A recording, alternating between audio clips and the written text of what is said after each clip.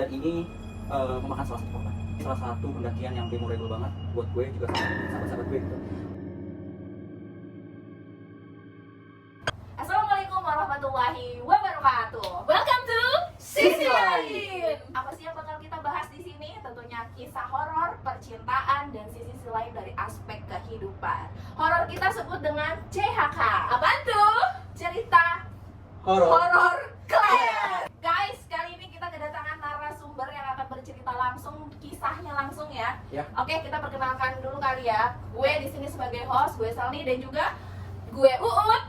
Dan kita kedatangan narasumber kita, namanya siapa bang? Adik IMFAM. Adi siapa? Adi EMFAM. Oke. Apa tuh? Panjang namanya. Panjang. Ntar abis nama singkatan ya. Iya. Oke. Adi aja lebih Oke.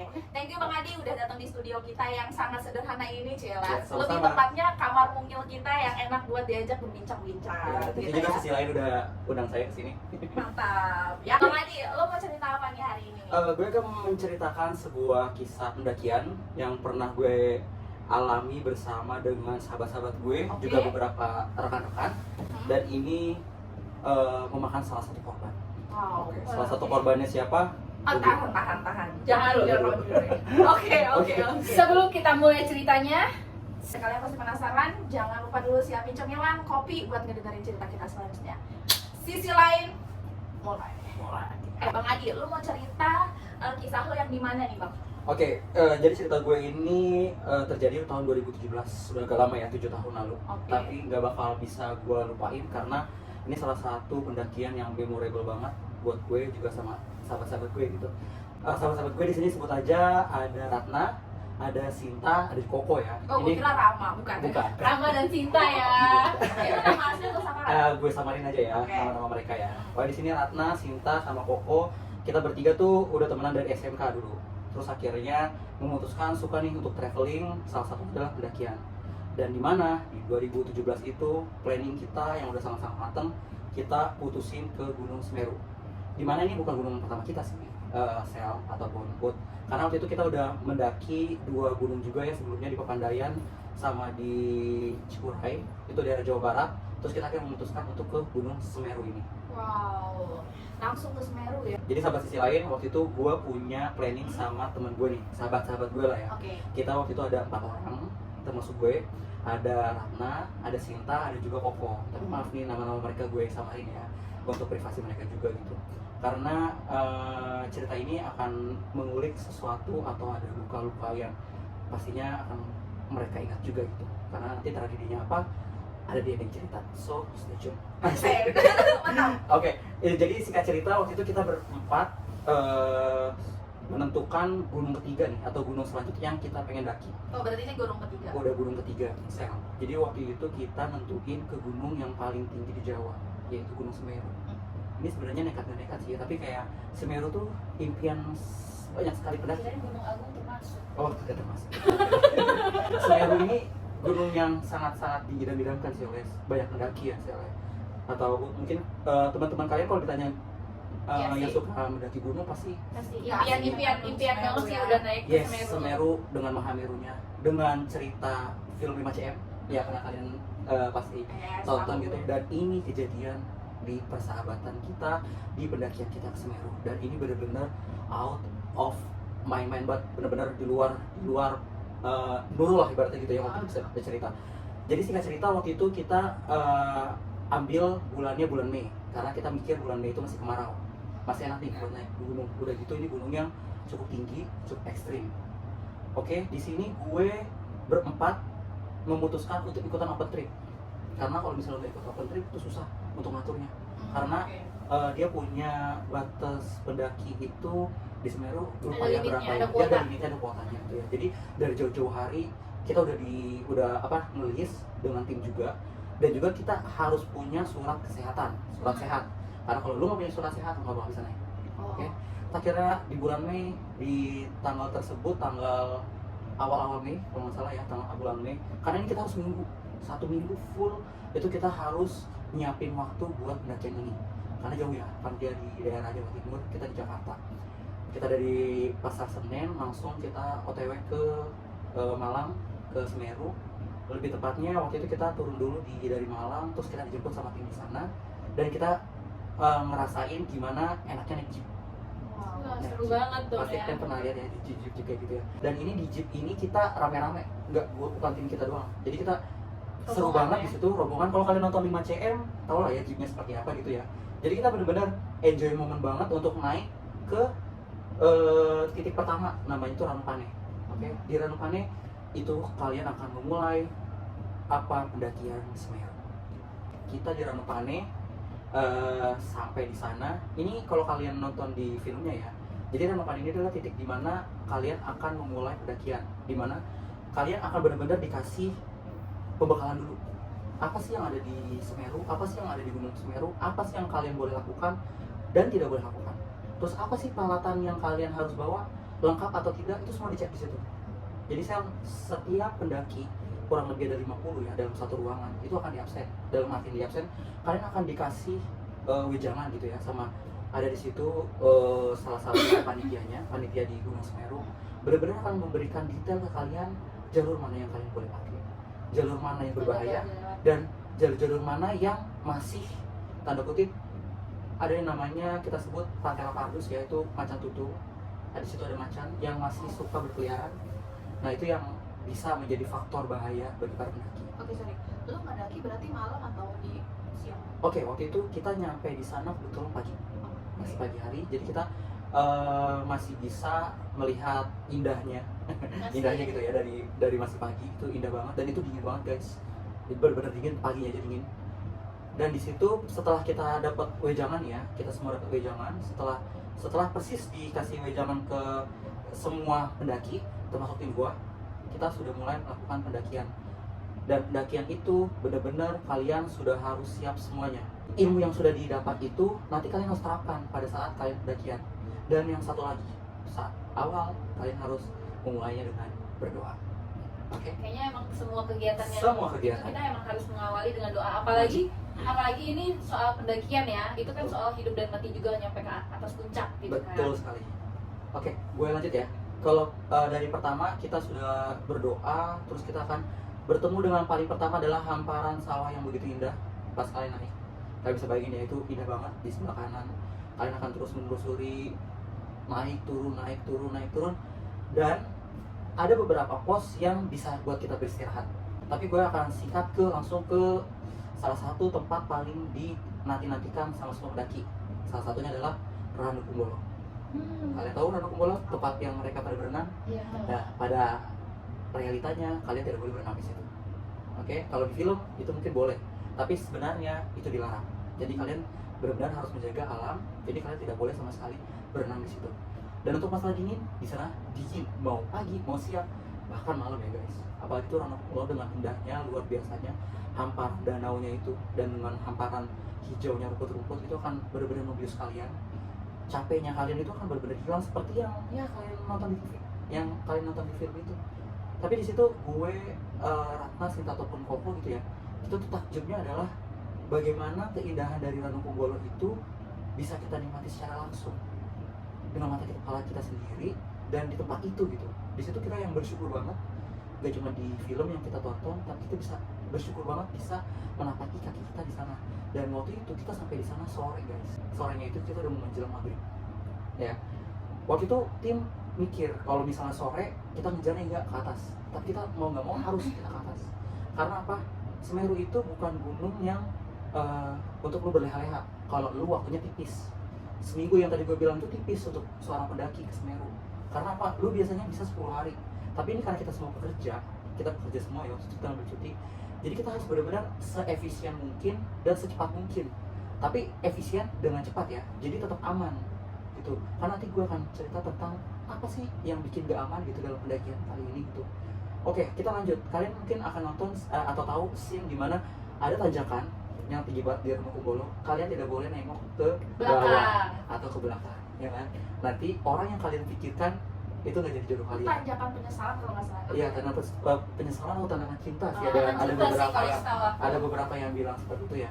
Tapi tuh gue atau Koko gitu ya, kita berdua kita coba gitu. Kita benar-benar nggak mau nengok ke belakang karena kita berpikir mungkin ini memang mitosnya seperti itu ya. Tapi kita coba maju ke atas tanpa melihat ke belakang sama sekali. Dan itu memang agak curam dan itu cukup tinggi ya. Setelah dari tanjakan itu, gue sama Koko berhasil untuk si Sinta sama Ratna. Mereka nggak tahu lah ya, mereka mikirin siapa. Baik gue juga sama Koko juga kita sama-sama rahasiain tuh siapa yang kita pikirkan pas kita nanjak. Karena you know lah, cinta kita tuh masih dalam hati, masih kita pendam satu-satu bisa aja ya. Okay? Jadi gue nggak tahu dia suka sama siapa, si Sinta ataupun si Ratna juga gue nggak tahu mereka suka sama siapa. Pas lu udah lewati si tanjakan itu, lu akan kembali tercengang dengan suguhan keindahan namanya Oro-Oro Ombok. Oro-Oro Ombok. Lu akan melihat sebuah padang di mana di situ ada lavender. Bukan hanya lavender tapi pokoknya tanaman warna ungu. Itu cantik banget. Itu lu akan lihat hamparannya. Indah banget waktu itu. Luar biasa. Pokoknya gua sendiri pun takjub dengan Oro-Oro Ombok. Bahkan gua sempat foto juga di situ sama anak-anak karena nggak enak buat lu melewatkan keindahan yang begitu indah ya, walaupun itu udah mau gelap tapi kita jadinya buru-buru juga. Setelah Oro-Oro ini udah pengen maghrib nih ceritanya nih guys. Pas kita ketemu maghrib itu kan gelap ya, kita istirahat dulu. Setelah istirahat dari kepala regu, gue nggak sebutin ya regu kita waktu itu yang kita ikut angkat trip karena gue ngebahas tentang kita berempat aja. Koko, Ratna, sama Sinta, gue udah ingetin sama mereka, yuk kita pakai si jaket tebel karena ini udah mulai masuk maghrib. Ketika lu masuk maghrib itu cuaca akan drastis banget. Lu di Jakarta panas, lu di Bekasi panas, itu lu nggak ketemuin yang namanya panas itu di Semeru saat setelah maghrib. Itu dinginnya luar biasa. Lu akan nemuin tingkat kedinginan yang lebih setelah lu makin maju setapak demi setapak. Tapi di situ lu harus tetap dalam kondisi sadar. Jadi perut lu harus tetap terisi, minum lu harus tetap terjaga. Kita udah pengen mendapatkan posisi tenda. Posisi tenda ini kita mencari yang paling atas. Gue agak lupa ya namanya apa ya. Pokoknya dia semacam padang gitu, benar-benar datar. Itu tempat start orang-orang sebelum melakukan summit. Kalian tahu summit? Summit itu adalah di mana kalian akan melakukan pendakian paling akhir sebelum sampai menuju puncak. Akhirnya kita sebelum mendapat posisi si tenda ini, kita belum dapat tenda ini dari 100 atau bahkan 200 meter ya. Kepala regu bilang, berhenti dulu guys. Kalian mau tahu berhenti kenapa? Bukan karena kita capek, bukan karena kita mau istirahat, tapi ternyata di situ ada si macan, ada si Patella pardus yang ingin lewat dan dia sedang menatap ke arah kita. Tapi lo ngelewatin jalur yang emang dilarang? Bukan dilarang, tapi memang itu jalurnya dia. Tapi itu memang Oke. jalur pendakian. Jadi sudah diperingati dari bawah. Ini kalian akan satu jalur, akan kos. Oke. Itu dengan satwa atau yang di Jadi sini dia adalah lewat jalur yang si sama macan. ya? Betul. Ini akan Itu jalur yang sama. kondisinya udah malam ya? Itu udah malam, udah gelap, dan itu ketahuannya adalah karena mata dia kan nyala. Hmm. Semua kucing pasti di tempat gelap Situ akan kebayang nyala. sih. Ya kan? Gue sih jujur ya, Posisi gelap ya? gue nggak lihat. Ya lu tau ya, gue minus. Gue kan mata gue minus. Tapi pas dibilang kayak gitu, gue lemes. Ibaratnya kayak lu nggak punya SIM, terus lu lihat ada razia, lemesnya dia seperti itu. Belum kelihatan tapi udah berasa ya lemesnya ya? Udah kelihatan banget. Terus kita yang pas dibilangin gitu, wah, bagus nunggu dulu. Ya kita nunggu dulu ya, nunggu dia lewat. Kenapa kita harus nunggu dia lewat? Gak mungkin dong kita ngelawan dia, walaupun kita banyak, kita ada beberapa orang, Kita gak akan tetap bisa, bakal kalah. kita akan kalah satu. Terus yang kedua, dia pasti punya teman-temannya juga, walaupun dia waktu itu sendiri. Karena hewan itu hidupnya pasti rombongan. Betul, dan kita di situ menghargai ya, karena kita lewat wilayahnya dia. Jadi yang namanya pendaki kita ngalah, mana yang penghuninya atau mereka wilayahnya lah ya. mereka hilang dulu atau mereka pergi dulu baru kita lewat. Oke. Akhirnya si macan yang indah itu, gue nyebutnya macannya indah ya karena kan matanya nyala gitu ya. Dia lewat, baru kita ke tempat tenda dan segera pasang tenda di situ. Pasang tenda itu kurang lebih jam 9-an, udah jam 9 malam ya. Dicatat nih ya waktunya nih, jam 9 malam. Itu ada sebagian yang pasang tenda, ada sebagian yang nyalain kompor karena kita harus isi tenaga, isi makanan. Tapi waktu itu kita makan yang singkat-singkat, maksudnya yang simple buat dimakan. Dan ada yang ngambil air. Dan kalian tahu guys, untuk ngambil air, ke tempat mata airnya ini adalah dekat si kandang si macan. Jadi gue gak ikut. Karena apa? Mata gue gak awas. Gue bukan tim yang jago untuk dari segi penglihatan. Jadi gue bantu untuk pasang tenda. Karena pasang tenda kan biar cepet harus beberapa orang gitu ya. Jadi biar lebih gercep gitu. Oke, kita udah jam setengah 10, jam 10 lewat. Ini adalah waktu dimana lu semua harus tidur. Kenapa? Lu akan sampai jam setengah 12 malam. Itu artinya lu cuma punya waktu kurang dari 2 jam baru bisa tidur sampai jam setengah 12. Itu kan kurang lebih cuma 2 jam ya sel. Di situ lu harus bener-bener tidur sebisa mungkin lu tidur. Karena apa? Setengah 12 itu lu harus melek. Bagaimanapun lu harus melek. Tapi gue nih, untuk yang gue ngerasa gue ini orangnya kebo gitu ya, tidurnya gue ini ternyata bisa setengah 12 itu bangun. Ya gue dibangunin sama Koko gitu kan, dibangunin sama Koko untuk jam setengah 12 itu untuk kita melakukan trekking summit. Oke, ini trekking summit ini akan punya cerita-cerita yang lebih menegangkan lagi. Dari tadi pas naik belum ada ketegangan yang menurut gue, baru ketemu macan doang. Tapi pas naik inilah kalian akan menemukan layaknya di film. Akhirnya jam setengah 12 gue dibangunin sama Koko, terus si Rata sama si Sita juga udah dibangunin dan tim kita juga udah bangun. Akhirnya kita memutuskan untuk trekking summit Semeru untuk mendapatkan puncak Mahameru yang kita idam-idamkan. Mendaki ini Kalau dengar puncak Mahameru, guys. Mahameru itu udah ada di kegelapan malam. Walaupun kegelapan malam, lu tetap akan tahu itu Mahameru ada di sana. Kita lanjut, kita jalan semuanya satu tim. Kita baru 100 meter, 200 meter jalan agak zigzag. Set, tiba-tiba Sita bilang, guys, kayaknya gue gak bisa lanjut. Wah, kaget dong. Itu sekitar jam berapa? Itu baru 200 meter dari tempat gue diri tenda. Baru kurang lebih 200 meter, tiba-tiba si Sita bilang, guys, maaf, kayaknya gue gak bisa lanjut, kalian aja. Kita tanya, lu yakin nggak mau lanjut gitu? Ya kayaknya gue gak kuat. Ternyata musuh punya musuh, si Sita sepertinya dia baru memulai menstruasinya. Oke, baru mulai dari bulan. Di situ dia lagi mungkin bersih atau apa, gue juga nggak paham. Yaudah kita terus yuk. Yaudah, akhirnya mau diantarin sama salah satu tim dari kita, dari gue juga, dari kita. Tapi dia bilang gak usah, gue sendiri aja. Oke, yaudah aman ya, aman. Karena itu masih dekat. Tapi ternyata si Sinta waktu itu pas dia turun, dia mendapatkan sesuatu yang di luar dugaannya dia. Dia sempat kesasar, guys. Jadi dia itu sempat melihat warung atau tempat orang lain gitu ya, tempat keramaian gitu. Tapi itu bukan tempat tenda kita pas dia turun itu. Tapi Padahal pas waktu kalian naik itu nggak ada. itu nggak ada pas dia naik. Jadi memang tempat tenda kita aja tuh yang memang buat tempat untuk orang-orang di tenda tidur gitu ya. Dan itu kondisinya semua orang-orang jam setengah 12 ke atas itu udah melakukan summit, udah melakukan pendakian untuk ke Mahameru, which is mau nggak mau ternyata si Sita akhirnya ketika dia kesasar ya, dia akhirnya kesadar tuh, pas habis dari kesasar dia kesadar kalau ini bukan jalurnya, dia agak sedikit balik lagi. Jadi kalau menurut ceritanya si Sinta harusnya dia ke kanan, dia ke kiri. Jadi kan jalan itu agak zigzag, jadi dia agak bingung, harusnya dia udah ke kanan tapi dia masih agak ke kiri. Akhirnya dia mutusin agak mundur lagi, baru dia ke kanan, dia nemu tenda kita, tenda kita itu ya. Dia langsung masuk tanpa ibu ibaratnya ya, dia langsung tutupan sama semua sleeping bag yang ada di dalam tenda. Itu kurang lebih ada 4 atau 5, karena kan mereka berempat atau berlima dalam satu tenda itu kan, yang cewek-cewek kan. Dia pakai semuanya, dia tutupin, dia benar-benar jadi kayak kepompong di dalam semua sleeping bag itu, karena dinginnya Semeru ditambah dengan kondisi dia yang lagi high. Gue gak ngerti ya high itu rasanya kayak gimana, mungkin kalian berdua yang sering merasakan ya, cewek-cewek gitu ya. Dia bilang itu pas lagi deres-deresnya ibaratnya dari pas awal, jadi sakitnya itu luar biasa. Singkat cerita dari si Sinta, balik lagi ke rombongan gue ya, ke gue nih. Betul aja, pas kita summit itu kan barengan nih sama hampir semua yang ada di tenda-tenda yang bareng sama kita itu, semua bareng nih. Terjadilah penumpukan. Dan kalian mau pas penumpukan itu ada di mana? Tempat di mana orang-orang yang sudah wafat di Semeru dimakamkan. Oke, jadi kita sempat juga melihat ada makamnya si Fulan, si A, si B, si C gitu. Kita melihat yang memang benar ada pemakaman itu, maksudnya yang kita tonton itu memang benar ada si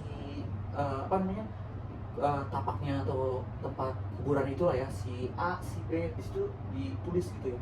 Di situ kita sedikit terenyuh dan memberikan doa lah ya. Kita baca Al-Fatihah gitu, gue sama si Ratna, terus si Koko dengan agamanya dia gitu. Karena kita numpang lewat lah, dan kita secara tidak langsung kita juga akan ada di fase mungkin kuat atau tidak kuat, atau kita nggak tahu depan kita tuh akan seperti apa. Semeru itu nggak pernah bisa ketebak, guys. Gunung itu nggak pernah bisa ketebak. Setelah itu kita menemukan jalur terakhir untuk mendapatkan Mahameru, yaitu jalur berpasir, atau kalian mungkin sering dengar pasir-pasir berbisik. Ini jalur yang terjal. Ini benar-benar kalian di sini akan diuji kesabarannya, fisiknya. Ini konteksnya waktu itu udah mau subuh ya, udah mau subuh tapi masih kisaran jam 3-an, jam 3-an gitu. Ini dimana kalian akan 1 kali langkah itu sama dengan 3 kali langkah kalian itu sama dengan 1 langkah. Karena setiap kali kalian mendaki, setiap kali kalian melangkah, kalian akan masuk ke dalam pasir-pasir itu. Jadi kalian bisa bayangin ya, capeknya ataupun rasanya buat naik itu seperti apa. Makanya kita di sepatunya itu kita khusus waktu itu. Jadi selain pakai sepatu gunung dan celana, kita punya ada namanya pelindung buat si pasir biar gak masuk ke dalam sepatu kita, karena kan sakit ya. Itu kan pasir-pasirnya kan kerikil yang kecil-kecil kayak gitu. Jadi kalau misalnya masuk itu mengganggu banget dan itu bakalan bikin kalian luka juga lah ya. Pas pertama kali gue naik, wah ini beratnya, agak berat. Tapi gue ngerasa puncak tuh paling cuma sejam atau setengah jam gue bisa nyampe gitu. Dengan sombongnya dalam hati gue. Ternyata itu juga yang dirasain sama Koko. Koko juga ngerasa bisa ini mah kita gampang. Ternyata itu salah banget guys. Itu sesuatu memang ya, nggak boleh sombong gitu ya. Tidak semudah itu untuk naklukin yang namanya puncak Mahameru. Gue pikir udah mau itu berarti kan kurang lebih udah 2,5 jam ya, 2 jam, 2,5 jam. Setengahnya aja kita belum nyampe ya. Setengah dari perjalanan kita buat ke Mahameru itu kita belum nyampe. Lo bisa bayangin itu 2,5 jam, yang artinya kalau misalnya lo naik mobil, lo dari Jakarta sampai Bandung nyampe. Ini kita belum nyampe setengahnya. Dan inilah titik dimana kejadian yang gak akan pernah gue lupakan, yang gak akan pernah gue ibaratnya, gue ngerasa ini jadi salah satu dosa besar yang gue punya juga ya. Jadi ini adalah podcast pertama atau video pertama gue menceritakan ini gitu. Dan gue juga salah satu momen dimana gue mungkin di sini mau mengucapkan secara langsung kepada keluarga korban ya. Gue bilang di sini korban untuk meminta maaf, walaupun ini udah 7 tahun yang lalu. Ibaratnya rasanya nggak pernah ada telat untuk kata maaf. Tuhan pun juga pasti seperti itu ya, mau seburuk apapun kita. Jadi pas setengah perjalanan gue ada di posisi ketiga di antara Koko ataupun Ratna waktu itu. Mereka agak di sebelah kanan, gue agak sedikit melipir di sebelah kiri. Gue akan sedikit ceritain tentang jalurnya ya. Jadi jalurnya itu kan agak terjal seperti kalian gang. Sebelah itu benar-benar gundukan pasir kerikil, bukan pasir, batu kerikil kecil. Di sebelah kanan kalian itu akan sedikit merundak. Jadi benar-benar jalur kalian itu seperti gang. Kalau kalian lihat jalurnya ke Mahameru, di situ gue lihat ada si Ratna sama Koko ada di sebelah kanan dan gue ada di sebelah kiri. Salah satu wejangan atau yang pas waktu itu kita dikasih tahu di bawah adalah ketika kalian nanti mau mencapai puncak, kalian harus tahu kata-kata batu, rocks, atau longsor. Itu berarti kalian harus ekstra waspada, hati-hati, dan langsung lihat ke arah atas. Itu berarti akan ada batu yang jatuh. Seperti halnya di film 5cm guys. Kalian lihat kejadian yang di 5cm? Itu kejadian sama gue, sama tim gue, dan tim lain. Jadi pas itu masih agak gelap ya, karena masih subuh. Tiba-tiba dari atas gue dengar suara rocks, batu, itu terdengar dari atas. Gue ngeliat langsung ke atas, di depan gue ada orang.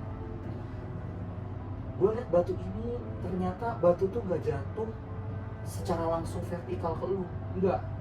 Jadi yang tadi gue bilang ya, jadi ini jalur pasir, batu kerikil, kanannya itu agak berundak. Ternyata dia jatuhnya agak melengkung, dan melengkungnya itu ke arah kita. Ibaratnya kayak kalian main bola apa? Bowling. Dia lurus. Nah ini dia melengkung ke arah kita dan ke arah gue waktu itu. Gue lihat kondisinya di depan gue tuh ada satu pendaki, yang mana gue adalah orang yang panikan. Apalagi di situ satu genting ya, itu gue panikan banget. Gue nge-freeze di saat itu. Gue ngeliat ada batu segede kurang lebih kepala orang, lebih gede lagi dari kepala orang, itu jatuh dengan kecepatan yang luar biasa. Itu gue bisa bilang yang di depan gua ataupun gua dan di belakang gua nggak sama sekali lihat ke belakang, gua fokus ke atas. Jadi gua nggak tahu yang di belakang gua itu siapa. Gua ngeliatin di depan gua, setelah batu itu kurang lebih 100 meter dia sudah melipir ke kanan. Dan ketika udah mau 50 meter ke arah gua masih stay dengan posisi gua. Sementara itu batu bener-bener ke arah gua, ke arah yang bakalan ngehantam gua. Ya, kalian perhatiin ya, 50 meter, 30 meter, 20 meter, bahkan itu udah hampir mau mendekati ke arah gua baru bisa menjatuhkan diri ke arah kanan. Yang artinya gua bersembunyi, yang artinya gua nyelamatin diri gua. Berarti itu posisi si batu udah deket banget sama lo. Udah deket banget, gua baru bisa menghindar. Anjir. Oke? Dan gua nggak pernah kepikiran kalau di belakang gua itu ada sosok ibu, ada seorang ibu-ibu yang juga seorang pendaki tim lain yang persis ada di belakang gua yang akhirnya telat untuk menyelamatkan diri. Gua bener-bener menyesali banget hal itu, mungkin karena dia melihat ada gua di depan, jadi dia tidak fokus untuk si batunya itu ya. Gua nggak paham juga. Ibu itu pegang trapol gua, karena trapol yang buat bantu gitu. Dia megang gua. Ibu-ibu itu sempet gua lihat pas gua nengok ke arah si batu itu jatuh, persis menghantam ibu-ibu itu guys. Dia menghantam ke arah dada dan juga ke arah pundak ya. Gua nggak tahu ke arah pundak atau arah dada. Ketika si ibu itu kena dan gue lihat secara langsung, itu gue shock banget. Namun juga gara-gara ibu itu juga si batu itu akhirnya ke beda jalur, keluar jalur. Dia keluar jalur yang ke arah keluar, jadi tidak ada pendaki yang kena si batu itu. Ibu itu gimana kondisinya guys? Trapol dia patah, yang dia pegang dua-duanya patah. Dan kesalahan gue waktu itu mungkin karena gue panik ya, jadi gue nggak bisa buat nyelamatin si ibu itu juga ya. Gue panik, gue langsung tertujunya ke Koko dan juga si Ratna. Gue melihat kondisinya mereka. Ternyata mereka, alhamdulillah mereka benar-benar berlindung di sebuah batu yang ada di tengah-tengah jalur. Dan di situ gue diceritain sama si Ratna kalau dia tuh juga sempat nge-freeze sama kayak gue gitu ya. Walaupun si batu itu nggak ke arah persis ke arah dia, tapi dia sempat nge-freeze. Tapi di situ ada Koko yang tiba-tiba narik dia, langsung ngelindungin dia. Bener-bener kayak kalau kalian lihat di film juga kan ada momen dimana si itu dilindungin gitu ya. Nah itu kurang lebih kayak gitu tuh si Koko. Tapi gue waktu itu pas setelah melihat mereka tuh satu sisi lega, tapi satu sisi gue kayak ya ibunya ini gimana gitu, si ibunya ini gimana. Dia benar-benar langsung terkapar guys. Di saat itu dia langsung terkapar. Kita sebagai pendaki dan gue benar-benar gak bisa nolongin dia gitu, tapi dibantu sama pendaki lain. Untungnya waktu itu ada ranger itu tuh yang suka ngebantu ya di tim, dan di situ ada timnya dia juga. Akhirnya si ibunya ditaruh di samping buat dibantuin, dan ada yang bawa oksigen. Karena kan kalian tahu ya, ketika di dada, mungkin kalau kalian searching juga ya, ada di salah satu portal berita yang cukup besar. Di situ dibilangnya ibunya itu kena pundaknya. Tapi kalau versi gua ngeliat dengan jelas ibu itu nggak pundaknya, tapi dia langsung ke dada. Tahun itu masuk berita ya? Maaf, itu langsung masuk di berita di salah satu portal berita yang cukup besar. Ada beritanya, pendaki Jakarta meninggal di Gunung Semeru. Itu ada beritanya guys. Oke, nanti bisa kita tampilkan ya guys Nanti kita beritanya tampilin ya. beritanya. Jadi di situ si ibunya ini dibilang kalau dia kenanya di pundak. Tapi kalau untuk gua yang ada di lokasi yang benar-benar melihat secara langsung gitu, ibunya itu kena di dada. Makanya ketika dia kena di dada, si batunya itu akhirnya melipir ke arah yang lain. Jadi secara tidak langsung si ibu ini nolongin banyak pendaki ada di bawah. Batu ini ternyata jatuh guys, itu karena di atas ada pendaki cewek yang salah pijakan. Jadi dia pijak, dia pikir itu batu yang kuat, dia pikir itu bukan batu yang mudah longsor, ternyata itu longsor. Sensitif itu ya, Sesensitif Semeru ya. itu Semeru, sesensitif itu si jalurnya. Dan gue cerita lagi tentang si ibunya ya, gue akhirnya coba searching si ibunya ini. Ternyata ibunya ini tinggal dari Jakarta Selatan, agak selatan sana. Dan dia, dari cerita yang gue tahu, ibu ini izin sama suaminya. Guys, ini yang gue bikin makin terenyuh gitu ya. So sorry buat suaminya juga ya. Katanya pendakian itu idam-idaman dia gitu. Pendakiannya benar-benar diidam-idamkan dia ya. idamkan dari dulu. Akhirnya dia bareng sama temennya, dia dibolehin sama suaminya untuk, dan dia sempat mungkin berucap juga ya, ini akan menjadi pendakian dia yang terakhir, karena ibunya ini udah umur 50-an guys. 50. Jadi gue suka dengan sumpah. Di sini gue yang ngerasa momen itu gak akan pernah gue lupain. Bahkan temen gue, yaudah kan itu udah takdirnya dia, kita kan nggak pernah tahu gitu ya. Tapi di saat itu tuh gue masih yang kepikiran banget, sampai gue nggak bisa summit ke puncak Mameru. Gue tetap lanjutin waktu itu dengan kondisi yang masih shock, masih yang kaget. Gue ngeliat juga segitu, tapi gue tetap naik ke atas. Bukan gue egois, bukan, sorry ya guys, mungkin kalian akan ada yang berpendapat gue egois, lu parah bang, bukan yang nolongin atau segala macam. Enggak, gue gak bisa nolongin karena gue tahu kemampuan gue saat itu. Gue panik, gue lemes juga, jadi menurut gue akan jadi beban. Daripada gue jadi beban, I'm thinking about myself, also my best friend gitu ya. Jadi gue lebih tepat tuh, gue coba tetap jagain sahabat gue gitu yang ada di depan gue. Akhirnya gue sama Ratna, kita daki secara beriringan, pokok tetap paling atas, dia tetap paling kuat di antara kita bertiga ya. Dia akhirnya berhasil sampai ke puncak Mameru di antara kita berempat atau di antara kita berdua gitu yang coba untuk ke Mameru. Koko yang berhasil untuk sampai benar-benar ke atas.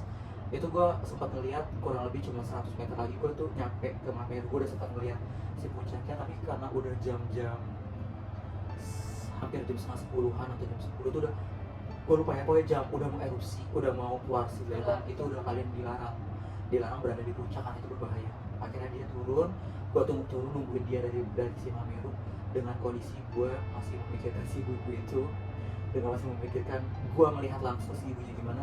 Jadi gue cuman cerita ke si Ratna ataupun Koko saat itu ya, gue cerita ke dia si ibunya udah ditolongin gitu, terus udah ditolongin ya kita tutup naik.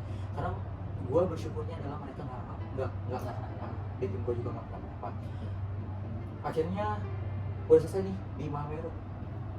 Gue pikir gue punya cerita seperti di 5CM gitu ya, yang ini gue dapet kecelakaannya nih, tapi ternyata nggak sepenuhnya gue seperti di 5CM guys sama sahabat-sahabat gue ini. Karena waktu itu ya kalian tau ya, tadi gue bilang Koko doang satu-satunya yang berhasil sampai ke Mameru. Gue sama si Ratna nggak sampai gitu ya.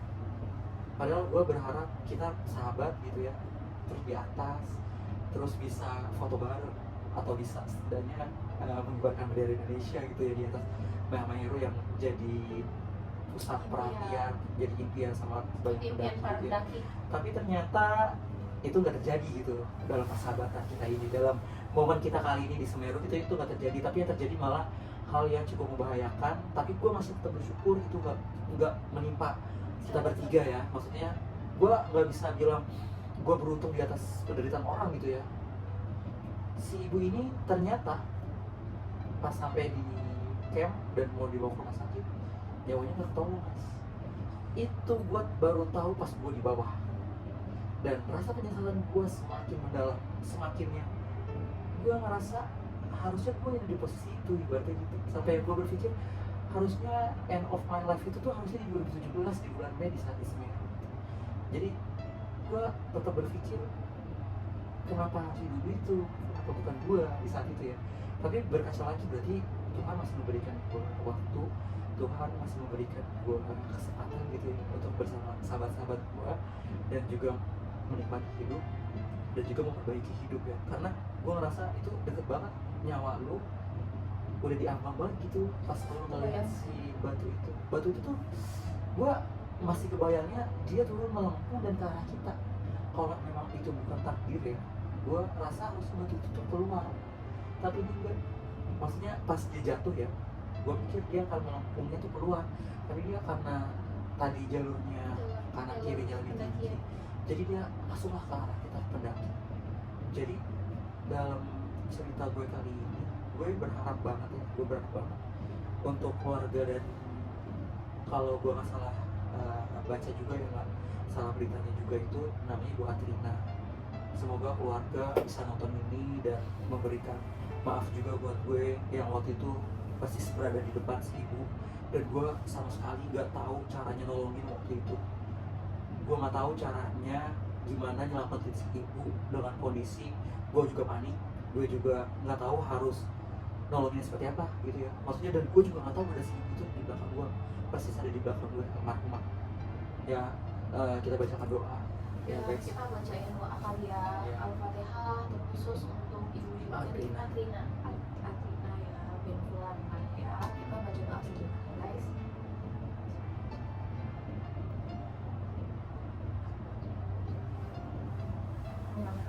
doain semoga Al-Fatihah diterima di sisinya, diberikan Amin, kepada ya yang Allah. bagian guys ya. Ini lumayan dulu ya. Dulu banget. Tapi gue sangat luar biasa sih ini. Udah usia bukan muda lagi gitu ya, udah 50-an, tapi semangat dia buat naik gunung tuh luar biasa guys. Apa nih? 50, Udah 50. Wow. Ya tapi Tapi maksudnya udah dia setengah, masih luar biasa. udah setengah dari abad lah. Iya, Tapi dia betul. masih sanggup untuk nanjak gunung, apalagi gunung Semeru itu kan bukan gunung yang gampang buat para pendaki ya kan. Betul. Walaupun pendakinya udah profesional juga belum tentu dia bisa sampai ke puncak. Dan dari cerita ini juga baik gua, Kokor, ada juga si Sita gitu ya, akhirnya tahu kalau misalnya pendakian itu nggak mengenal umur. Ternyata tuh ada yang usia lanjut masih tetap bisa mendaki. Jadi kita waktu itu kebayang juga gimana tuh kalau kita udah berkeluarga, kita udah usia uzur lah gitu ya, kita bisa gak sih mendaki bareng lagi gitu ya. Tapi gue alhamdulillah masih sampai sekarang gue bersahabat sama mereka, masih tetap deket gitu ya, tetap intens walaupun mereka sekarang udah berkeluarga, udah punya anak. Gue juga nggak tahu nanti bisa mendaki bareng lagi atau tidak sama mereka. Cuma lebih penting daripada itu adalah persahabatan kita masih tetap erat, kita masih tetap keep on touch gitu ya, karena itu yang lebih penting. Dan satu lagi, walaupun waktu itu gue sama Ratna gak sampai si Mahameru dan cuman Koko doang yang bisa menyombongkan diri dia bisa sampai ke Mahameru, tapi di situ ada pelajaran bahwa puncak gunung itu bukan tujuan akhir, tapi tujuan akhir adalah lu kembali pulang bersama dengan sahabat-sahabat lu, kembali Kasih dan sayang. ke pelukan keluarga lu masing-masing, karena itu adalah puncak tertinggi dari pendakian yang sebenarnya. Kayak gimana tuh kondisinya si Sinta yang pas dia turun? Sinta pas ke kita tenda sendirian. nyampe, dia udah dengan kondisi seperti kepompong yang tadi gue bilang ya guys. Jadi dia udah seperti kepompong, tapi ternyata dia udah sempat bikin masakan. Dia udah nyiapin buat teman-teman yang mau turun. Bikin cemilan juga buat yang nanti turun gitu. Karena kita Berarti kondisinya udah fit lah ya. udah fit, karena itu siang hari gak sedingin malam hari, dengan kondisi dia yang mungkin menstruasinya semalam itu udah pas lagi parah-parahnya, tapi pas siangnya dia udah mulai mendingan. Kita udah disambut dengan air hangat, udah disambut dengan susu, udah disambut dengan ini. Waktu itu terus dia nanya dong, gimana guys nanjaknya gitu, siapa yang ke atas? Koko dengan sombongnya dia nyium dengkulnya, cuman gua doang. Koko nih, dengerin nih kok. Ya tapi memang faktanya seperti itu guys, dia selalu nyium lutut. Itu pertanda cuman dia doang yang berhasil sampai ke Mahameru. Keren sih Koko. Gila. Tapi si Ratna tuh ada cerita gokil pas kita nanjak ya. Jadi walaupun gue panik waktu itu, mungkin saking gue panik ya pas ini sedikit intermezzo ya. Pas gue sedikit nanjak itu, gue kan berdampingan sama si Ratna. Ratna tuh persis di belakang gue mulu, naik sedikit dia berhenti gitu ya. Gue memotivasi dia karena dia waktu itu anak paskib. Gue teriak terus dong ke dia, walaupun gue dengan kondisi yang masih panik gitu ya. Terus gue selalu bilang, ayo Ratna, lu kan anak paskib, lu pasti bisa, lu kuat, ayo puncak dikit lagi gitu ya. Gue tetap semangat buat tetap kita ke arah puncak gitu. Apalagi bahasa anak gunung ya. Bahasa anak gunung udah Puncak sedikit lagi. udah sedikit lagi, 5 menit lagi gitu. Apalagi lu anak paskib, ayo bisa lu anak paskib.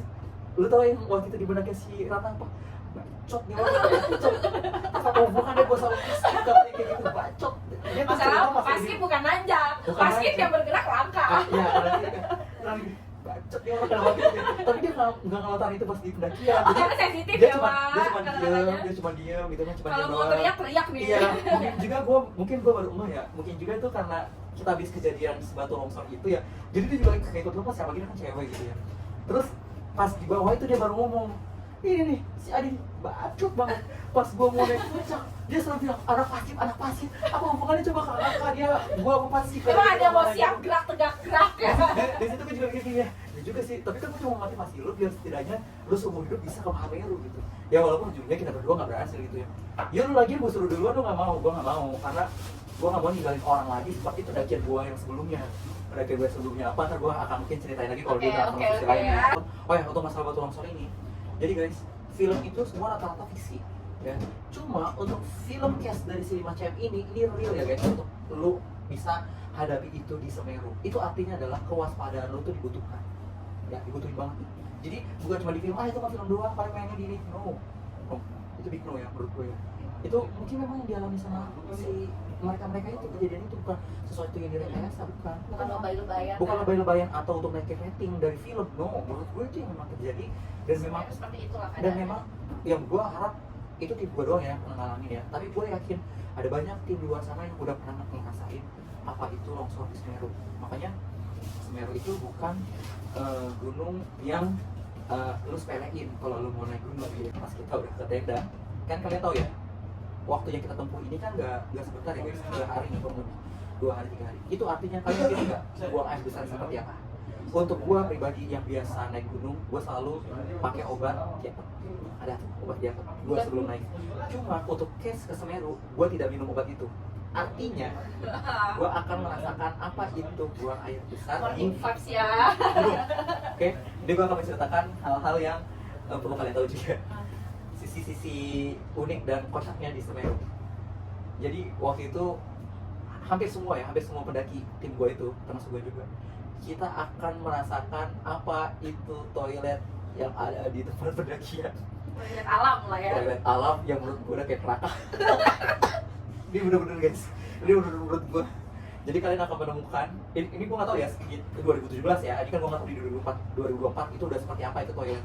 Jadi kita menemukan 2 namanya toilet jahanam, toilet jahanam. Jadi satu di pas tempat kita naruh tenda, kita camp, dan satu lagi di Ranukumbolo. Itu adalah 2 toilet jahanam. Oke. Kenapa gue bilang toilet jahanam? Toilet yang di dekat camp itu terdiri dari 3 bilik. Oke, ada 3 bilik. Ada toilet umumnya Toilet ya. umumnya, ini toilet alam ya. Jadi ketika toilet alam, udah gue bilang toilet alam, kalian jangan pernah berpikir kalian akan menemukan air, shower, kloset duduk, kloset jongkok, no, ya kan? Ketika kalian masuk, kalian akan menemukan 1 buah lubang, dan juga kalian akan menemukan tempat untuk ngebuang sampah kalian.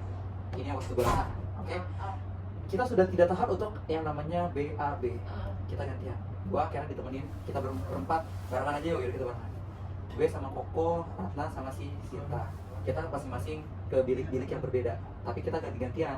Waktu itu Koko duluan, gue ingat itu Koko duluan. Pas dia itu ya, Kenapa? kali itu Kenapa sih? itu baunya luar biasa. Oke, dikira ini bau yang biasa nih, ya. Pas dibuka, ternyata gini guys, lihat ya. Pas gue buka, gue coba lihat dulu, ternyata itu adalah sebuah lubang yang kurang lebih diameternya 1,5 atau mungkin 2 meter ya, gue nggak ya. Disitulah numpuk semua feses atau kotoran dari semua pendaki yang pernah BAB, dan kalian bisa melihatnya secara live. Oke, ini menurut gue seru dalam artian ada sedikit membuat gue lupa dengan tragedi yang ada gitu ya. Wah anjir, yaudah mau nggak mau, tapi kita bisa buang air besar nggak saat itu? Bisa, karena itu adalah posisi dimana kalian pasti sering ya, orang kalau didadakan terdesak itu apapun bisa terjadi. Itu kita bisa dengan ekspresi kita masing-masing. Udah kita main cepet-cepetan, pokoknya gue masuk tarik nafas, gue nggak pakai lama, sasat kita itunya bersihnya pakai tisu, pakai air juga. Buangnya kemana? Ya itu ada tempat sampah, atau udah sekalian aja tumpungin tuh sampah lu, bukan sampah sih, apa namanya, tisu ya, karena kan bisa terurai kan, dia kan kertas, jadi masih aman gitu ya. Asal lu nggak boleh buang sampah atau apapun dalam itu ya, biar nggak kotor dan biarkan itu jadi pupuk sih. Kotor-kotor itu aja yang ada di dalam. Tapi gue masih banyak lihat di situ ada tisu juga sih. Jadi pada tahun itu belum dilarang ya bawa tisu basah ya. Kalau sekarang kan oh ya banyak, udah banyak sekarang dilarang. Kalau itu belum. Dan waktu itu gue bukan tisu basah sih. itu Saya kering. gue bawa tisu kering. Jadi kayak masih aman lah gitu untuk jadi napasnya nggak terlalu gitu menurut gue. Udah kita pikir itu adalah toilet yang paling jahanam yang pernah kita temuin. Tidak guys. Akhirnya kita turun. Setelah kita Terus turun, lagi. kita belum bisa. Kita pas turun itu nggak nemu ini guys, nggak nemu langsung turun ke bawah. Kita harus bermalam lagi 1 hari lagi. Kita akhirnya bermalam di mana? Ranukumbolo. Oke, kita akhirnya di Ranukumbolo malam kedua. Malam kedua sih lebih tepatnya, kita bermalam selanjutnya di Ranukumbolo sebelum kita turun, benar-benar turun, karena waktu itu udah sore, kita nggak akan sempat buat ke bawah sama sekali waktunya nggak akan cukup. Kita akhirnya mau gak mau di Ranukumbolo. Oke, indah dong Ranukumbolo, gue udah seneng banget ya. Akhirnya finally kita bisa ngecamp di Ranukumbolo yang indah, yang luar biasa. Kita melewati Ranukumbolo sisi kiri itu dekat tanjakan itu ya, tanjakan kita tadi ya. Kita udah lewati itu, kita udah lihat ada beberapa yang diri tenda, oke, sebelah kiri lagi. Tapi kita mengincar yang setelah lembah. Ada setelah lembah itu berarti kurang lebih yang dekat jalur kita arah pulang. Jadi nanti setelah bikin tenda nggak terlalu jauh untuk pulang. Tapi ada momen di mana setelah kita lewatin, guys kalian nyium nggak? Cium. ternyata kita mencium bau toilet jahanam nomor pertama, nomor 1 yang pernah kita temuin. Itu posisinya kurang lebih masih 50 meter dari kita, itu kecium toiletnya guys, itu baunya luar biasa. Gue nggak tahu ya sekarang ya kebersihannya kayak gimana ya, gue nggak tahu, bener-bener gue nggak tahu Semeru sekarang gimana untuk yang toilet itu. Tapi yang pernah ke Semeru apalagi tahun 2017 itu tahu toilet jahanam paling bau. Dan itu toilet dari gue, Koko, Ratna ataupun Sinta, gak ada satupun dari kita yang masuk ke dalam toilet itu. Lu nggak tahu sel, Bud, karena apa? Lu belum buka aja bau. Gimana Lu masuk ya? 50 meter aja bau. Akhirnya mau gak mau kita nahan, itu kita bisa nahan karena kan kita hanya mau itu doang kan. Cuma ternyata Megang batu dong ya berarti. ini maksud kita tuh bukan tentang si bau toilet itu doang guys, bukan tentang bau toilet itu. Bau toilet ini pas kita lewat doang ya, dan kita benar-benar nggak ditutup toilet. Ada kalau nggak salah cuma 2 atau 3 bilik. Ternyata pilihan kita melewati lembah agak jauh untuk dari toilet yang jahanam itu deket danau, agak melipir ke sebelah kiri setelah melewati lembah, itu pilihan yang tidak terlalu tepat. Gue bisa bilang kenapa tidak terlalu tepat. Di sini ada sisi ekstrimnya guys. Ternyata yang namanya lembah itu akan membuat jalur udara atau jalur cuaca yang akan lebih dibandingkan jalur yang lu tidak di jalur itu gitu. Maksudnya bukan jalur lembah. Maka dari itu kenapa banyak orang yang diriin tenda di Gunung Kidul itu tengah-tengah aja. Nggak melipir ke danau ya. Ternyata sisi dinginnya itu berbeda guys. Jadi yang udah dekat lembah, tempat gue tenda itu dinginnya masya Allah luar biasa. Pokoknya bikin lu mau tobat. Dinginnya. Udah kayak aduh dinginnya tuh sampai menusuk Menusuk ke tulang. Itu tuh kalau misalnya taruh minuman kaleng itu langsung pasti dingin, dingin besok langsung pagi. dingin. Itu dingin banget. Oh ya, waktu itu pas di Ranu Kumbolo ini, akhirnya kita satu tenda, gue berempat, gue, Koko, Ratna, dan Sinta, kita berempat nih, jadi satu tenda, nggak bakal ngapain juga gitu, sahabatan gitu ya, maksudnya amit-amit juga hal-hal terlarang nggak akan terjadi lah dia, kita berempat. Waktu itu gue tidurnya gue paling kanan, Sinta dan Ratna tengah, Koko paling ujung. Tapi si Ratna nggak mau di deket gue, akhirnya si Sinta yang di deket gue. Gua tau alasannya apa guys? Karena gue tidurnya kayak kupu.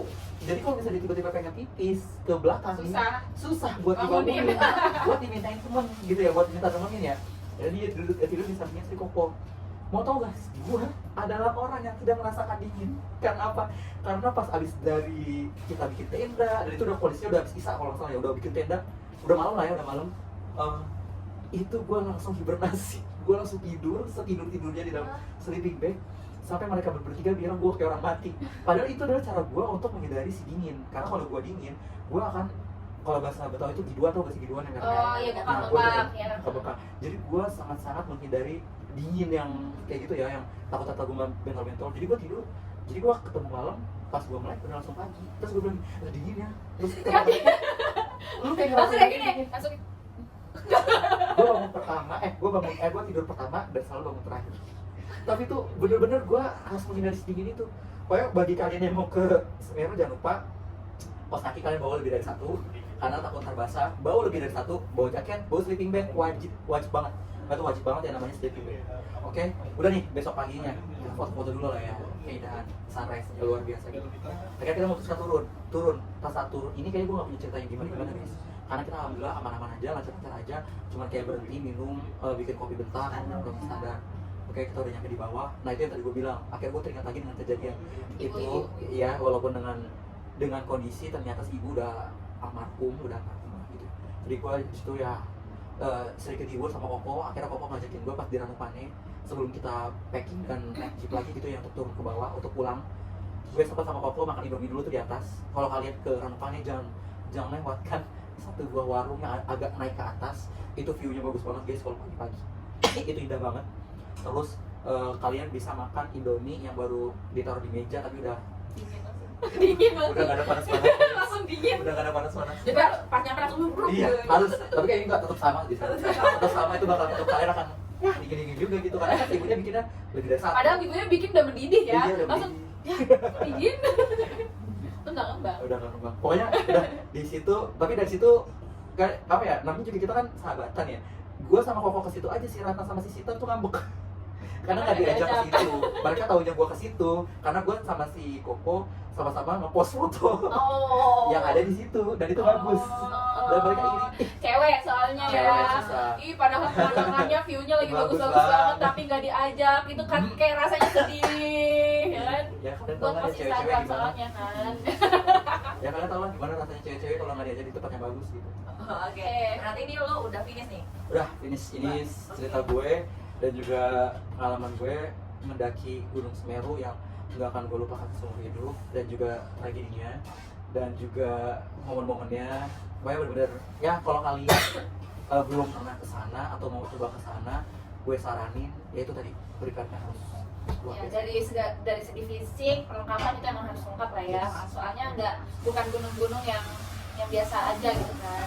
Oke guys, kalau tadi seru banget ya dengerin cerita dari Bang Adi, gimana cara dia dari awal mendaki, keseruannya, tragedinya juga ada, sedih, pilu juga ada. Tapi di sini yang buat aku juga persahabatan kalian tuh erat Kebersamaannya ya. banget. Persahabatan kalian tuh erat banget. Mungkin ada beberapa pertanyaan kali ya buat Bang Adi, nanti bakal gue dan Uut tanyain gitu Oke. ya, biar pemirsa biar penonton juga Sahabat sisi lain. iya, Teman-teman sahabat sisi lain. sahabat sisi lain juga nggak penasaran gitu Yes. ya.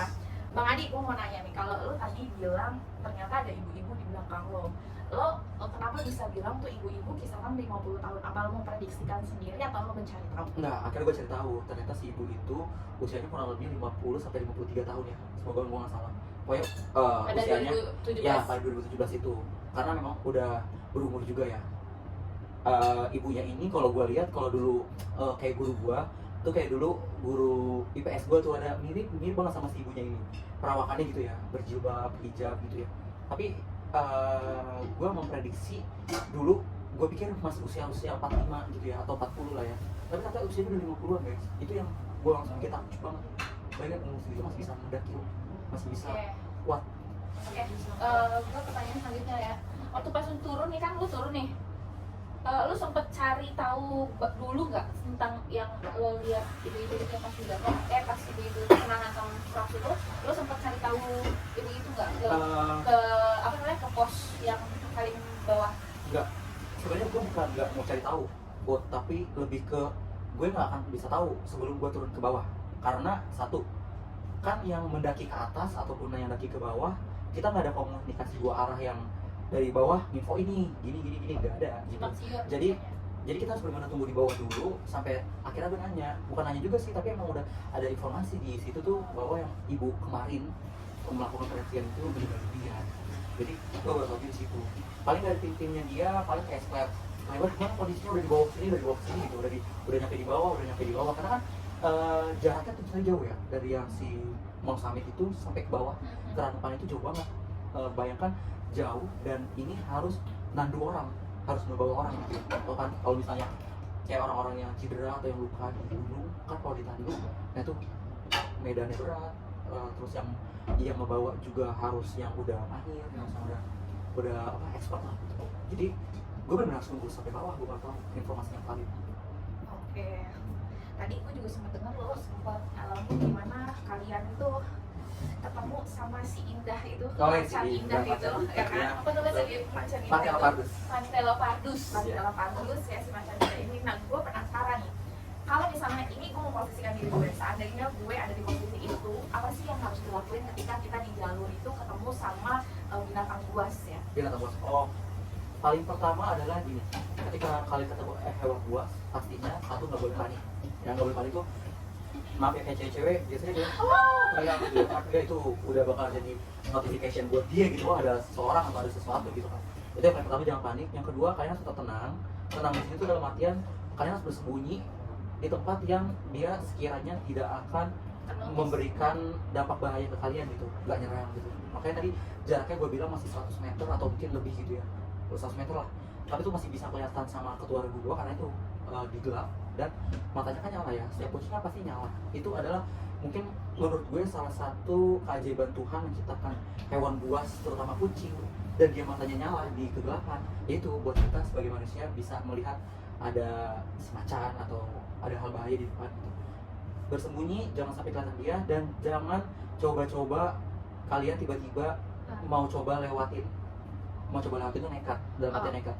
Udah lewatin aja guys, ntar juga dia jalan sendiri, kita kan ramean gitu ya, dia cuma sendiri. Nggak gitu rumusnya. Rumus dalam di alam itu tuh nggak gitu. Walaupun dia cuma sendiri, lu rame-rame, tapi ini tentang kekuatan guys, tentang kekuatan, tentang ya itu wilayahnya dia, tentang lu tau ya ada bahayanya macan atau singa atau ya sejenisnya lah gitu ya, hewan-hewan di alam liar. Jangan coba-coba kalian mau coba lawan gitu. Baiknya adalah kalian mengalah, kalian ngumpet, kalian berlindung, atau kalian bisa manjat ke pohon kalau misalnya memang diperlukan gitu ya. Tapi untuk case gue kali ini di jalur pendakian gue yang kemarin, kita masih konteksnya aman karena jaraknya masih jauh dan kita masih bisa berlindung lah di tempat yang sekiranya aman. Oh, berarti intinya tenang, jangan coba lari, Jangan karena coba. kalau lari dia pasti ngejar. Betul, dan pastinya 10 kali lipat biar lebih cepat dari Garius. Kejadian yang tadi itu bikin lo trauma nggak untuk naik gunung? Trauma sih, traumanya ini lebih ke pas turun, pas nyampe rumah itu kalian akan ngerasain capek banget, dalam artian capek banget tuh, fisik kalian tuh ngerasa capek banget, kayak udah mau stop naik gunung ini. Tapi itu adalah mindset saat kalian capek, ya capeknya itu trauma dari kejadian itu ada pasti, tapi bikin berhenti nggak? Tidak, untuk beberapa saat setelahnya, setelah 2 bulan 3 bulan kita udah membicarakan lagi gunung selanjutnya itu apa. Kalau di kita gitu ya waktu itu, walaupun dengan kejadian kayak gitu, tapi gunungnya mungkin yang lebih dalam artian gak se-ekstrim Semeru gitu ya. Oh ya, satu lagi, gue Semeru mungkin satu-satunya gunung tertinggi di Jawa yang gue mau daki, yaitu di Jawa Timur. Tapi di Jawa Tengah dan Jawa Barat kan ada ya. Jawa Tengah tuh ada Gunung Slamet, dan Jawa Barat tuh ada Gunung Ciremai. Tapi itu 2 gunung yang gak akan mau gue daki, yang gak mau gue naikin. Karena satu, ekstrim, tinggi juga. Terus gue kayak udah ngerasa sekarang nih, udah di usia sekarang ini nih, fisik gue mungkin nggak sekuat saat di Semeru. Fisik gue saat di Semeru gue ngerasa kuat aja, gue ngerasa capeknya tuh luar biasa. Gue nggak bisa ini ya, bukan hal yang, maaf ya, nggak munafik kalau misalnya naik gunung tuh capek. Enggak, memang capek gitu ya, memang capek, lu capek banget fisik. Dan Gunung Ciremai dan Gunung Slamet lu butuh ya setidaknya sosok gitu, maksudnya sosok tuh seimbang prepare lu sama kayak Semeru gitu. Kita ke Semeru kurang lebih 6 atau 7 bulan untuk prepare kita ke Semeru. Itu artinya dari 2016 kita udah prepare, udah nyiapin buat ke Semeru. Seminggu, 2 minggu sebelumnya kita udah lari. Kalian tahu Velodrome yang sekarang udah jadi tempat balap itu internasional, itu Jakarta International Velodrome. Dulunya kan tempat lari. Nah, dulu gue sama Koko, sama Ratna, sama Sinta, kita suka tuh kelilingin dulu tuh stadion itu sebelum kita ke Semeru. Karena ya itu, fisik harus benar-benar dijaga, harus kuat. Karena kalau enggak, Semeru susah. Oke guys, itu tadi adalah cerita dari Bang Adi, kisah pengalamannya dia mendaki Gunung Semeru ya. Yang kita pasti nggak asing lah ya dengar nama Gunung Semeru, gunung yang indah, gunung yang dimimpikan banyak pendaki, dan mungkin buat pemula-pemula juga pasti pengen banget. Boleh Bang Adi kasih sepatah 2 patah kata untuk pesan-pesan buat mungkin para sahabat sisi lain kalau misal mau mendaki itu seperti apa sih? Oke, sahabat sisi lain, kalau untuk mendaki, saran dan pesan dari gue ya, gue nggak merasa di sini gue sebagai senior atau orang yang expert atau bahkan dibilang orang yang menggurui ya untuk masalah mendaki. Gue akan berpesan ke kalian, satu, untuk pendaki pemula atau pendaki yang sudah pernah ke gunung-gunung sebelumnya, atau bahkan lu baru mau pertama kali naik gunung, rumus pertama adalah persiapan. Dan yang kedua adalah lu jangan pernah berpikir gunung itu bagus untuk pemula, atau gunung untuk pemula, atau gunung untuk yang masih awal-awal. Gak ada guys, gunung itu semua sama. Lu gunung itu mau setinggi apapun, prepare lu ya lu harus sama gitu. Jangan pernah membedakan persiapan lu ke gunung A, B, C karena lu nganggap itu gak ekstrim atau itu ekstrim. Jangan. Tapi untuk seorang pendaki sejati, prepare hal-hal yang lu butuhkan untuk mendaki itu adalah nomor 1. Oke? Berarti lu persiapan diutamanya adalah fisik dan perlengkapan. Ini menurut gue yang 2 hal yang paling penting. Fisik lu harus benar-benar sehat, jangan pernah lu maksain lu lagi sakit. Ataupun untuk cewek-cewek nih ya, gue yang terutama untuk cewek, biasanya mereka yang datang bulan ini suka maksain, kalau bisa jangan ya. Karena gue tahu dari banyak cerita, cewek-cewek tuh pas lagi menstruasi tuh tingkat ketahanan tubuh mereka tuh turun, imunnya turun atau ya sejenisnya lah ya. Terus perlengkapan, jangan pernah sekali-sekali lu naik gunung, lu berusaha pengen tektok. Mungkin kalian pernah dengar istilah tektok gitu ya, naik gunung A, lu gak nginep, terus lu bawa perlengkapan seadanya. Ini jangan, ini sangat-sangat tidak direkomendasi ya, karena lu di gunung lu gak akan pernah tahu apa yang terjadi, lu di atas sana lu gak akan pernah tahu. Berbeda self, banyak banget pengalaman pendaki yang menyepelekan, terutama masalah perlengkapan. Mungkin kalian pernah juga tahu berita ada sekelompok pemuda ke gunung A, terus mereka nggak bawa perlengkapan apa-apa, cuman beraskan tenda dari plastik, terus mereka nggak bawa sleeping bag segala macam, terus ada salah 1 atau 2 orang yang kena hipo, akhirnya meninggal dunia. Nah ini yang gue bilang, semua gunung tuh sama, lu harus apa namanya, bukan memprioritaskan, apa namanya, mempersiapkan semua itu harus sama dari A sampai Z tanpa terkecuali ya. Dan apapun gunungnya ya, dan juga demi safety, demi keamanan. Hipo atau hal-hal yang bakal ngeganggu fisik lo itu bisa terjadi kapanpun, dimanapun. Ini adalah pesan gue untuk kalian. Apalagi gue yakin pasti kalian akan ada FOMO lagi nih, FOMO mungkin zaman sekarang sebutnya FOMO ya, kayak sekarang lagi FOMO lari, atau ini gunung lagi kurang bergairah. Tapi gue yakin kita akan ada lagi kalian gairah untuk naik gunung. Yang tadi gue bilang, persiapan semuanya, perlengkapan kalian harus lengkap, oke? Terus yang ketiga, yang paling utama adalah izin orang tua. Yang keempat, berdoa. Yang kelima, jaga sikap kalian di gunung, karena di gunung kalian bisa terjadi apapun itu, terutama kalau kalian tidak bisa menjaga sikap, ucapan, dan lain-lain. Jangan frontal ya. Jangan frontal. Oh, sama satu lagi, jangan sombong. Ingat tadi pas gue sombong sama Koko, ujung-ujungnya cuma Koko yang berhasil dan gue enggak. Ibaratnya gitu kan, itu salah satu kesombongan. Oke, sahabat sisi lain, sekian dulu cerita dari Bang Adi. Kita bakal cerita-cerita kisah seru lagi, kisah yang pastinya bisa nemenin hari-hari kalian berikutnya di next video. Jadi jangan lupa di follow ya, jangan lupa subscribe ya, jangan lupa di subscribe. Oke, sekian dulu dari kita, sisi lain, bye bye.